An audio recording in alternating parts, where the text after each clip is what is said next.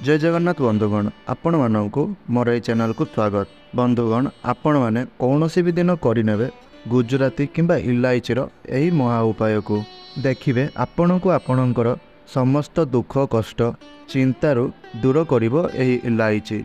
माता लक्ष्मी आशीर्वाद ना केवल आपण जीवन में हेबो धनर वर्षा बरं यह सहित आपणकर समस्त मनस्कामना गुड़िक पूरण होइजिवो बनीजिबे आपण कोटिपति।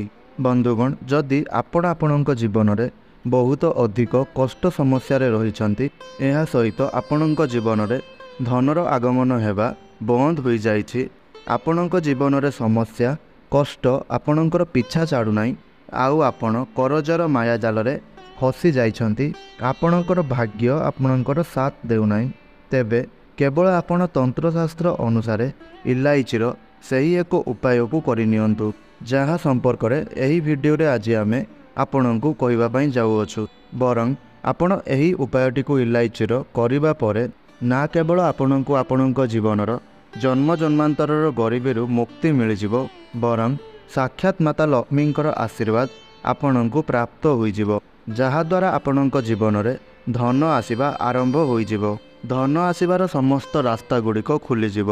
एमितिरे इलायचीर प्रयोग आमे खाद्य किंबा व्यंजन रे प्रयोग करिथाउ हेले जदि आपण अन्य पटे तंत्रशास्त्र अनुसार इलायचीर प्रयोग आपण अन्य पटे करिवे जेमिति आमे आपणंकु एही वीडियो माध्यम रे कहिबा पई जाउछु तो साक्षात माता लक्ष्मींकर आशीर्वाद आपणंकु प्राप्ति हेबो। इलायची को शुक्र ग्रहर कारक बोली माना जाइताए आउ शुक्र ग्रहंकर नियंत्रण माता लक्ष्मी हाथ में होता है एवं आमर तंत्रशास्त्र रे सफा सफा लेखा होइछि जे जो व्यक्तिंकर शुक्र ग्रह तांकर साथ दे थाए सही व्यक्ति उपरे माता लक्ष्मींकर आशीर्वाद बनी रही है। ना केवल माँ लक्ष्मींकर आशीर्वाद सही व्यक्ति को गरीबी दुख कष्ट मुक्ति मिल जाए बरं सही व्यक्ति को कोटिपति बनवारे केही भी रोकिपारे ना। ज्योतिष शास्त्र रे लेखा अच्छी जे जदि आपण इलायचीर प्रयोग सठिक विधि विधान रे करिनेबे तो मानिकरी चलतु आपणक जीवन में केबे भी धनर अभाव हेब नाही। माना जाइथाए जे इलायचीर प्रयोग गोटे व्यक्तिर भाग्य को बदलाई दे पारे। आमे एही वीडियो रे आपणंकु बताइबु कि इलायचीर केउ उपाय संपर्क आमर तंत्रशास्त्र ज्योतिष शास्त्र रे एवं वेद पुराण रे लेखा हुई अछि। विश्वास करंतु जदि आपण एही उपाय गुड़ी को सठिक विधि विधान सहित करि नियंति तो आपणकर जीवन में थिबा समस्त समस्या गुड़िक दूर होइजिवो। तेबे चलंतु जानिबा इलायचीर सही उपाय गुड़िक विषय रे। सेथिपई वीडियो को शेष पर्यंत निश्चय देखंतु ताहा पूर्वरु आपण एही वीडियो को गोटे लाइक निश्चय करंतु एवं आमर एही चैनल को सब्सक्राइब करी भक्तिर सहकारे कमेंट बॉक्स रे जय माँ लक्ष्मी निश्चय लिखंतु। सबुठारु प्रथम उपायटी हैला शुक्र ग्रह को मजबूत करिवार महा उपाय। वीडियो आरंभरू आमे आपणंकु कहि सारिछु कि जेउ व्यक्तिंकर शुक्र ग्रह मजबूत होता है सही व्यक्ति को सर्वदा माता लक्ष्मींकर कृपा प्राप्ति होता है एवं थरे जदि आपणंकु माता लक्ष्मींकर कृपा मिलीगला तेपे बंधुगण आपणंकु कोटिपति हेबारु केही भी रोकी पारिबे नाही। आउ एहा सहित आपणंक जीवन में केबे भी आपणंकु धनर कमी देखा देब नाही। जदि आपण चाहुछंती कि आपणंक कुंडली रे शुक्र ग्रह मजबूत बनी जाऊ तेबे केवल आपण एही उपायटी को 5टी शुक्रवार पर्यंत करिनियंतु। देखिबे 5टी शुक्रवार परे आपणंकर शुक्र ग्रह मजबूत बनी जिवे। शुक्रवार दिन माता लक्ष्मींकर दिन होता है एवं आपण एही दिन जदि कौनसी भी पूजा पाठ करिवे तो एहार शुभ फल आपणंकु निश्चिंत रूप से प्राप्त होता है। जेपरी आपण वीडियो रे देखि पारुथिबे एहा हेउअछि सदाबाहर गछ। सदाबाहर गछ संपूर्ण पृथ्वी रे एहा एक एपरी गछ अटे जेउथिरे माता लक्ष्मींकर अष्टरूप वास करिताए। आपण शुक्रवार दिन सकाळु उठी स्नान आदि समस्त कार्य गुड़िक सारी गोटे तंबार लुटा आपण नहीं जातु सेथिरे आपण गंगा जल भर्ती कर दियंतु आउ गोटे इलायची आपण सेथिरे पकाई दियंतु एवं कौनसी भी सदाबाहर गछ मूल आपण एही जल को नहीं अर्पण कर दियंतु। आपण एही उपायटी को 5टी शुक्रवार पर्यंत करनियंतु। देखिबे 5टी शुक्रवार परे आपणंकर शुक्र ग्रह मजबूत बनी जिवे एवं एहा सहित आपणंक जीवन में केबे भी धनर कमी हेब नाही। आउ माता लक्ष्मींकर आशीर्वाद आपणଙ୍କୁ निश्चय रूप से प्राप्ति हेबो। द्वितीय उपायटी है अधिक खर्चरू बंचिबार उपाय। जदि आपणଙ୍କ जीवन में टंका पैसा आसुअछि हेले ताहा सब खर्च हो जाउछि आउ धनर अभाव आपणଙ୍କୁ देखा देउछि, आपणଙ୍କର पर्स सर्वदा खाली हो जाउछि। केवल गोटे शुक्रवार आपण जदि एही उपाय को करि नेउछन्ति जहाँ आमे आपणଙ୍କୁ बताइबा पई जाउअछु, देखिबे आपणଙ୍କର खर्च धीरे धीरे कमी जिवो एवं आपणଙ୍କର धन संचय हेबा आरंभ होई जिवो। चारि दिगरु धन आसीबा आरंभ होई जिवो। एही उपायटी ज्योतिष शास्त्रर अध्याय नंबर 31 अटे।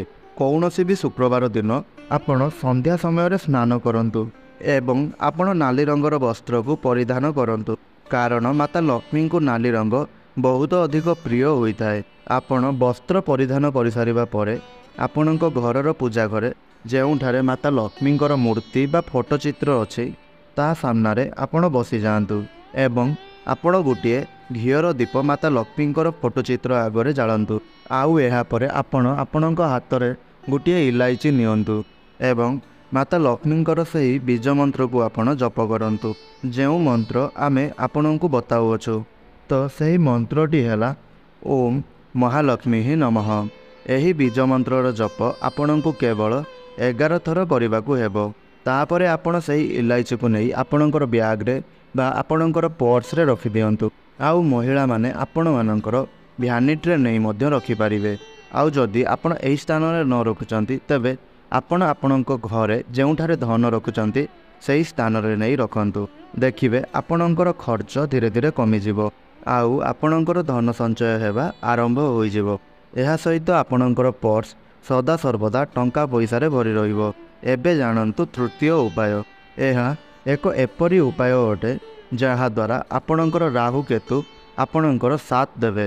एही उपाय एक एपरी उपाय अटे जहाकु जदि आपण करि नेउछंती तो आपणଙ୍କର भाग्य चमकी उठिबो आउ आपणଙ୍କର भाग्य आपणଙ୍କର साथ देबो एवं आपणଙ୍କୁ समस्त क्षेत्र में सफलता अवश्य मिलिबो।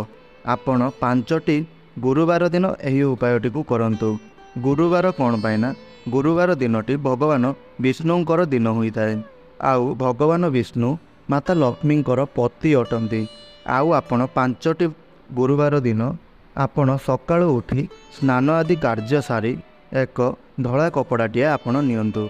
आउ धला कपड़ा उपरे एक मुठी आपण चाउल नियंतु आउ ताहा सहित आपण गोटे इलायची रखंतु एवं आपण एहार एक पुटुली बनाई दियंतु। तापरे आपण एहाकु नै कौनसी मंदिर बाहर बसिथिबा भिखारी मानंकु दान करि दियंतु। 5टी बृहस्पतिवार दिन जदि आपण एही उपाय को करि नेउछंती तो आपणଙ୍କର राहु केतु सर्वदा आपणଙ୍କର साथ देवे आउ आपणଙ୍କୁ समस्त क्षेत्र में निश्चय सफलता मिलिबो आउ आपणଙ୍କର भाग्य आपणଙ୍କର साथ देवा आरंभ करिनेबो। जदि आपण चाहुछंती कि भगवान विष्णु एवं माता लक्ष्मींकर कृपा सर्वदा आपणଙ୍କ उपरे एवं आपणଙ୍କ परिवार उपरे बनि रहू, भगवान विष्णुंक कृपारु आपणଙ୍କ घरर उन्नति हेउ, माता लक्ष्मींक कृपारु सर्वदा आपणଙ୍କର घर को धनर आगमन हेउ, तेबे एही उपाय को आपण प्रत्येक शुक्रवार दिन करंतु जहा आमे आपणଙ୍କୁ कहिबा पई जाउअछु। प्रत्येक शुक्रवार दिन आपण सखाळु एवं संध्या समय एही समय मध्य आपण आपणଙ୍କ गृह रे 12टी रुटी बनांतु आउ प्रत्येक रुटी उपरे आपण गोटे गोटे इलायची रखि दियंतु एवं सही रुटी गुड़ी को आपण कौनसी भी गाई को खुआई दियंतु। गाई कौन पाइना गाई मध्य 33 कोटी देवी देवतांकर वास होता है आउ गाई सिंह मझिरे भगवान शिवंकर वास होता है। यह सहित भगवान श्रीकृष्ण मध्य गोसेवक थिले। जदि आपण प्रत्येक शुक्रवार दिन एही उपाय को करि नेउछंती तो आपणଙ୍କର उन्नति हेबा सहित आपणଙ୍କ घर परिवार उन्नति मध्य हेबो। तेबे बंधुगण आपणଙ୍କୁ जदि एही वीडियोटी भल लागिथाय ताहेले तळे थिबा हमर कमेंट बॉक्स रे जय मां लक्ष्मी अवश्य लिखंतु एवं वीडियो को गोटे लाइक निश्चय करंतु। धन्यवाद।